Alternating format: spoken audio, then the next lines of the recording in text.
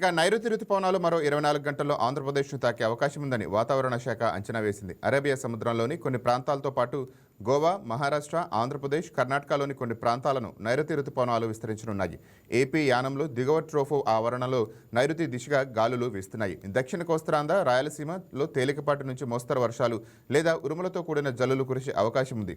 ఉత్తర కోస్తాంధ్ర, యానంలో 1 లేదా 2 చోట్ల తేలిక నుంచి మోస్తరు వర్షం లేదా ఉరుములతో కూడిన జల్లులు కురిసే అవకాశం ఉంది. గంటకు 40 నుంచి 50 కిలోమీటర్ల వేగంతో గాలులు వీచే అవకాశం ఉందని వాతావరణ శాఖ తెలిపింది. అమరావతిలో ఇవాళ ఆకాశం పాక్షికంగా మేఘావృతమై ఉండటంతో పాటు ఉరుములతో కూడిన జల్లులు పడే అవకాశం ఉంది. గరిష్ట ఉష్ణోగ్రత 42 డిగ్రీలు, కనిష్ట ఉష్ణోగ్రత 29 డిగ్రీల వరకు ఉండవచ్చు. ఇవాళ ఆంధ్రప్రదేశ్లో 56 మండలాల్లో తీవ్ర వడగాలులు, 51 మండలాల పరిధిలో వడగాలుల ప్రభావం చూపే అవకాశం ఉంది.